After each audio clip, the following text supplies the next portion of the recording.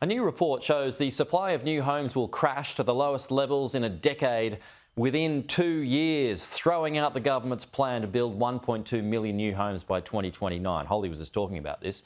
Joining us live now is the Urban Development Institute of Australia President Cole Dutton. Cole, thanks for your time this morning. So just looking at some of the figures in this report, across capital cities, 79,000 new homes will be finished by 2026. It's a drop of 26% compared to last year. So what's that down to? Yeah, I suppose it's a combination of factors, and the number of approvals, the number of commencements, the number of completions are really down to, I suppose, the front end of getting planning approvals, but also the capacity of the industry at the moment to actually complete dwellings. That's both in the Greenfield housing end, but also at the multi-unit sector and apartments end. So if the government still wants to reach its goal, how many more homes need to be built in that time?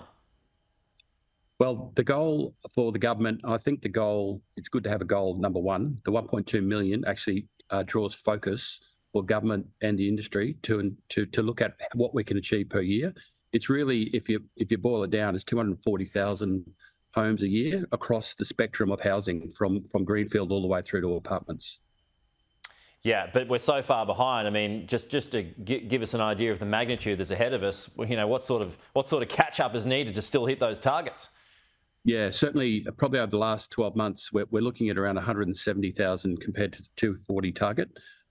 Just over 100,000 of those are Greenfield detached housing, and the other 60 or 70,000 is multi-sector, multi-unit sector. Yeah, I mean, we're just not going to get there, are we? What's this going to do to prices?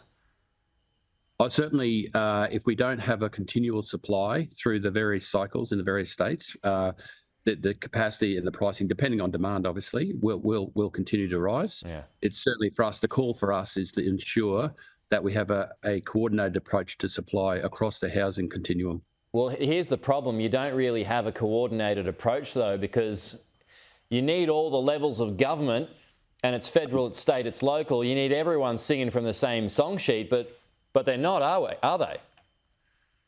100% we need coordination. I think from the top down, it's fantastic to see the federal government having to go in regard to housing supply. They've got a number of initiatives, but I think the best thing they can do is really incentivise the states for approvals at the front end. At the moment, they're incentivising at the back end in regard to housing completions.